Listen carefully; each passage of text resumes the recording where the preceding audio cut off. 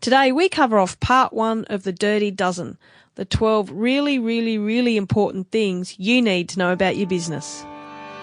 Welcome to the Tradie's Business Show, helping you get off the tools and into true business ownership, so you can spend more time doing the things that matter most.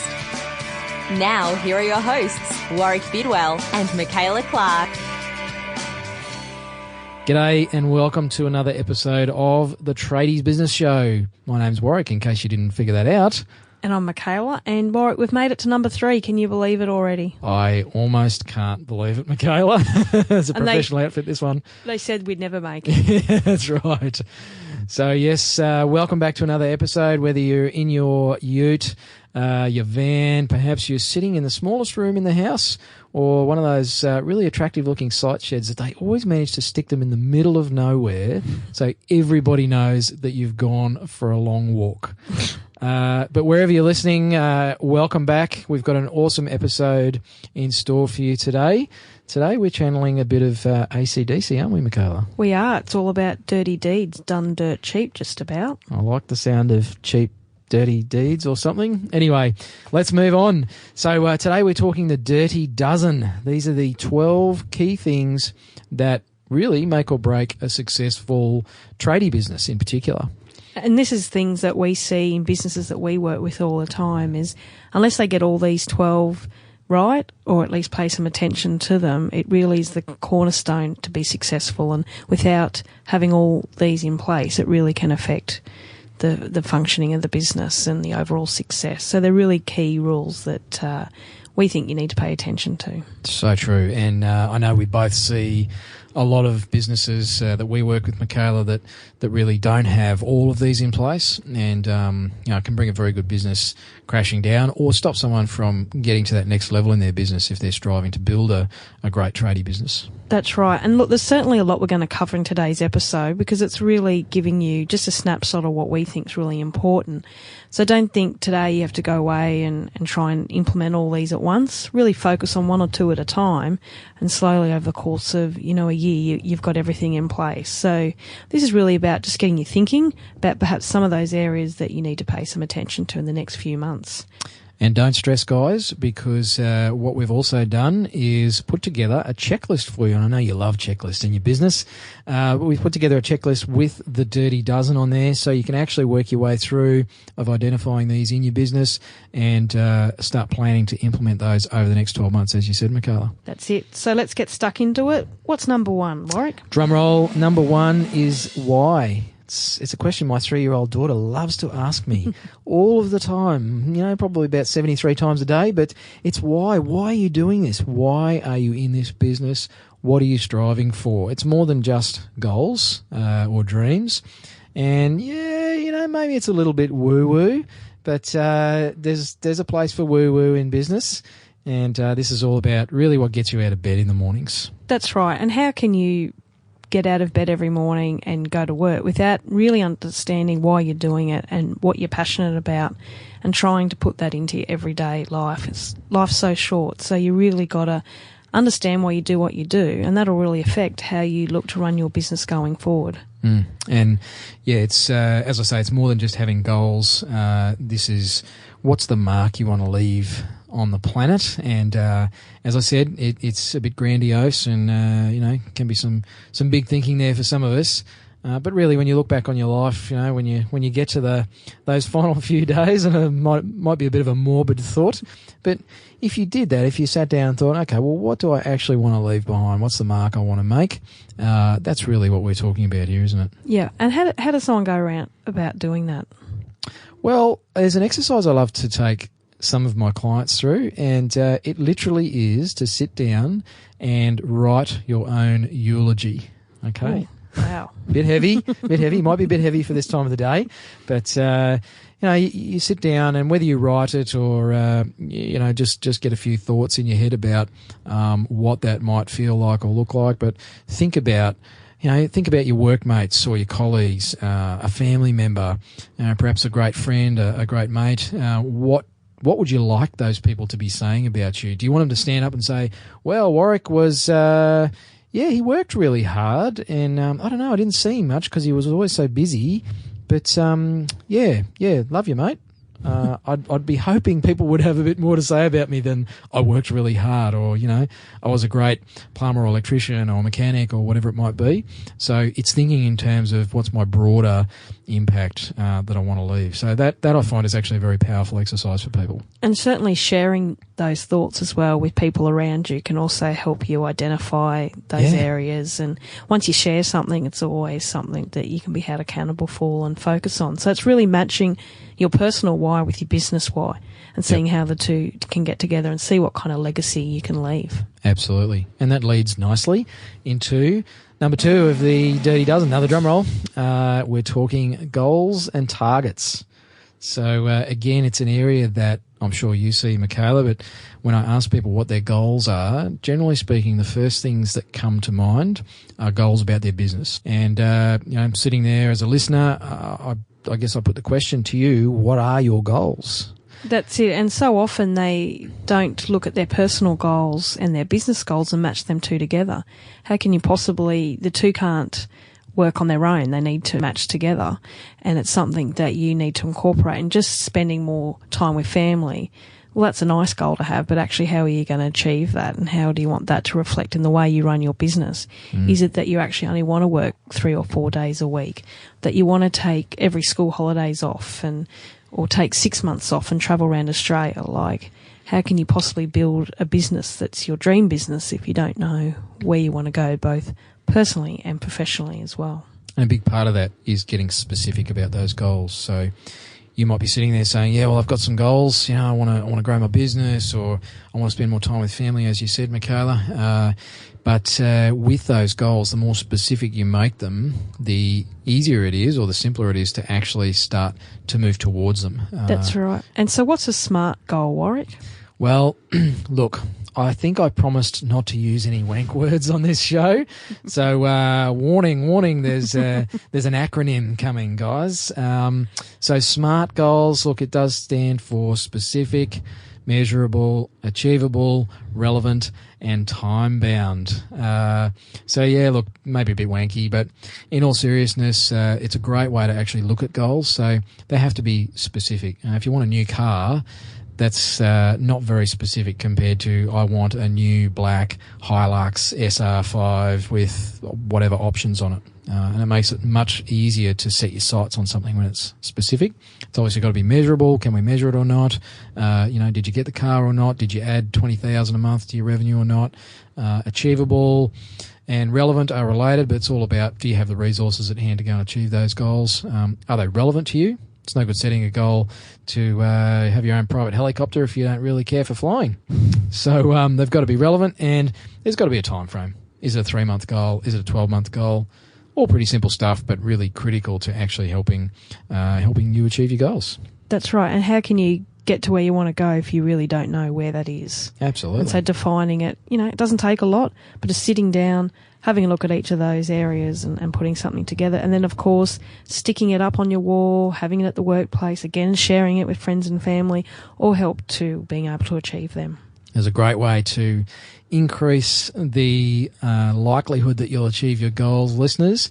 Just start telling your spouse and your kids that this is something you're aiming to achieve, and it's very hard to wriggle out of that sort of stuff. Especially if you promise them a trip to Disneyland in 6 months if your revenue goes up. So it's a surefire way you're going to get there. That's right. I had a client years ago that told his kids he was going to take them to Disneyland at the end of the year, and I think every week they were asking him, so have you got enough clients on board yet, Dad? And it really did keep him on track. What more motivation do you need than that, hey? Bit of emotional blackmail. So the third of the Dirty Dozen, guys, is planning. Everybody's favourite topic, planning. We all love to plan, don't we? So, do you have a business plan? Do you have a marketing plan? It doesn't have to be 50 pages, but you need to have some sort of a plan for your business, isn't that right? That's right. And even a basic one-page plan of where you want to go and how you're going to get there. That's, we're not talking, like you said, multiple pages. Some people spend all their time developing this plan and never open it again once they've developed it. So I like to keep them short and sweet. 2 pages where you want to go and how you're going to get there and how you're going to track that success. And it's also breaking them into timely ones. So a 90-day plan, a 12-month plan, as well as the different areas of your business. And are there some key elements, Michaela, that you think should be in a good one-page plan? What sort of areas should it cover? Yeah, certainly as much detail as possible, and looking at the goals that you want to get and really identifying what specific actions are you going to take to get those goals, really nutting out how you're going to get there, and again making it something easily that you can look at and see all the time and check back in. So it's more about actions than just broad strategies. And I think a lot of our listeners probably think of a plan. As soon as we start talking about a plan or a business plan, they think of that 20 or 30 page document that you're supposed to do for the bank when you're going for a loan. That's not really what we're talking about, is it? No, we're talking about, what do you have to do each day, each week, each month to get to those goals that we mentioned before. So working out the individual tasks and items that you need to do and how you can plan that into your working week. Yep, cool. And remember, the checklist is on the website. We'll put the link up there so you can go and download it. So don't fret if you're trying to madly scribble this down on the back of a napkin or something in the ute. And keep your hands on the wheels, guys. I'm sure there's another musical reference in there somewhere, but we'll stick with the AC/DC stuff today. So the fourth of the dirty dozen is something called self-mastery, which might be a little obscure for some of our listeners, but we're talking about, not controlling your mouth and shooting off at your apprentice or something like that. But when we talk about self-mastery, really we're talking about what a lot of people commonly refer to as time management, aren't we? That's right. It's your daily habits and what you do to achieve the things that you want to do and disciplines you put in place and all those things to make you a better leader. And whether it's business development, education, getting healthy, getting fit, just everything that you can do to make yourself a better person, really. And there's some simple tools that can help you do that. It's certainly an area that I see, and I'm pretty sure you would see the same, Michaela, with your clients. But that whole time management issue, and we're all given the same 24 hours. I see it. I said it'd be a cliche-free zone, and I've stuffed up again. You have. But sin bin.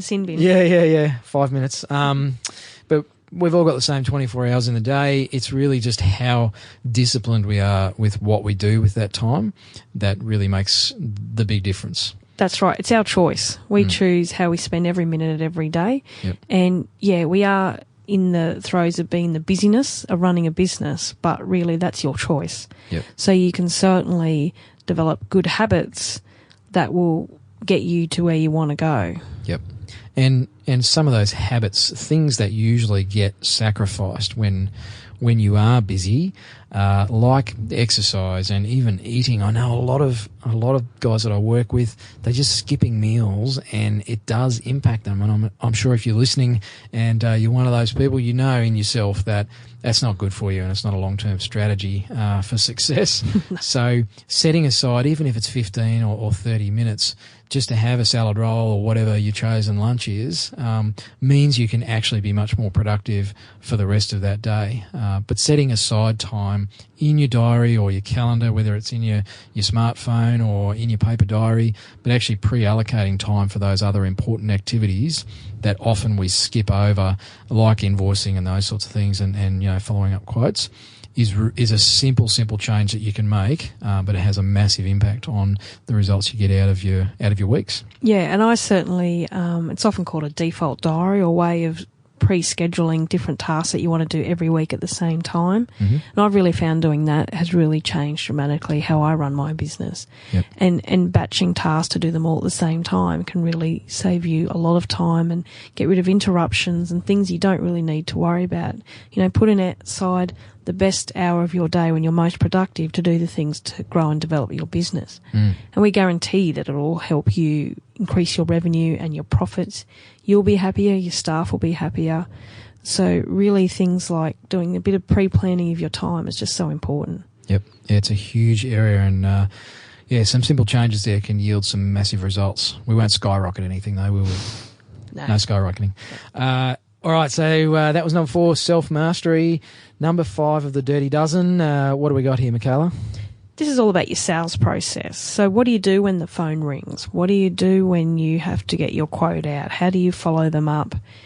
What timeframes do you work towards? And how do you test and measure this? So this is all about how you can look at your sales goals, where you want to go and how you're going to get there, and the actual steps that you and your team follow in growing your sales. And so what are we talking, like just a simple process map or a flowchart or something? Yeah, just as simple as a map, a process that all your team understands and really follows. So whether you're there or not, every client's going to go through the same process. And the goal of this is to really be able to weed out those perhaps leads and clients that aren't worth you spending your time on, and identifying those clients that are worth spending your time on, and making sure that they go through the same funnel or same process to make sure that they're hitting all the important points about your business. It raises an interesting point, the whole sales process, and you sort of touched on this, Michaela, of having other people able to deal with inquiries. But what's your feeling about scripts for answering the phone or making follow-up calls? Yeah, look, I definitely think scripts are important. You always want to be able to get the key information out of a customer every time you talk to them. And it's something that you want to have anyone that answers your phone really be able to deal with that customer and provide good customer service. So it's important to have set processes and procedures in place, and having a script that you certainly refine over time and get working so that you're getting the information that you need out of a customer as easy and as quick as possible. Do you think it and it's something that I know a lot of people raise with me is, oh yeah, that's great having a script, but we don't want to be robots, we want to sound human and talk to our clients normally. I mean, what would you say to that? Oh, look, it's certainly something that takes a bit of practice, but just putting in questions in conversations to get out that information that you need. And it certainly doesn't sound robot at all if you're doing it the right way and practice and refining it all the time. And look, I say it's such a time saver that when you're getting off the phone, you've got all the pieces of information that you need to be able to give them the best quote possible and hopefully get the sale in the long run. Yeah, it's that consistency, isn't it? That's right. And it is also about you not always having to be part of your business. So if you do want to take a holiday, that there's no sales not going to happen for 2 weeks because you've gone away.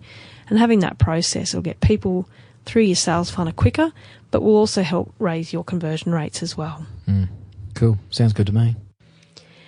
So next on the list, number 6, is know your financials, know your numbers. Is this about being your best friend with your accountant, or what's this about, Warwick? I don't think accountants have many friends, Michaela. I'm married to one, so... Hi to my wife. Love you, honey. So, aren't you a qualified accountant as well, Warwick? I'm reformed. I'm like one of those reformed smokers. But it's one of those horrible areas, I think, scares a lot of people, but easy for people like me to say who have got experience in it professionally. But knowing your financials is not that hard. There's some key numbers that you want to keep a track of. But it's not as frightening, I think, as accountants make it out to be. That's it. I shudder at the 10th of the month because that's where my numbers are in. But so what are some of those critical numbers that really our guys should have a look at? Look, the obvious ones like sales or revenue, so that's top line. Profit, so how much is left after all the expenses, and cash flow, naturally, of the actual physical cash flowing through your business. And there's a great quote from one of my mentors, and I'm hoping we can get him on the show at some stage, actually, a guy called Keith Cunningham. But he talks about the fact that sales is vanity, profit is sanity, and cash is king. Now, you may have heard that before, listeners, and perhaps wondered what that all means, but really, at the end of the day, it's about cash. A lot of people track their top line, and there's a lot of businesses that have grown themselves out of existence because they've been chasing that revenue or that top line growth, that sales growth, without keeping enough of an eye on profit and cash flow.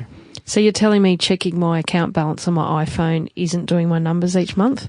It's a start, but you've got a way to go. Yeah, looking at the bank balance is not actually knowing the financial health of your business. There's a lot more to drill into than that. So they're probably the first 3. Some of the others that our listeners should be looking at, Michaela? So things like cost of sales, what you're marking up on your products and your parts, and also things like gross margin as well. So there's a couple of extras that you need to pay attention to. Yep. And look, we've only really talked about 5 or 6 key numbers in the business. Now, getting the data is obviously part of the problem, but once you've got that data, it's actually not that difficult to look at that on a weekly or monthly basis and have a great idea of the health of your business. And there's a lot of really cost-effective cloud-based accounting programs that are really easy to use. They're built by non-accountant people, so it really makes you, within minutes you can have all those figures at your fingertips. So that was part 1 of the Dirty Dozen episode of the really, really, really, really, really important things you should have in your business. Make sure you go to the show notes and grab the free checklist. So that's at tradiesbusinessshow.com/3, as in the number 3. And grab your checklist and make sure you check out the next one for the other half. And while you're online, make sure to subscribe to us on iTunes so you never miss another episode, and give us a shout out in the ratings and review. So we'll see you next time on episode 4, where we look at part 2 of the Dirty Dozen. Bye for now. See ya.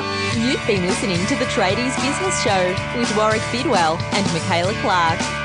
Want to get off the tools and into true business ownership? Find out how at tradiesbusinessshow.com.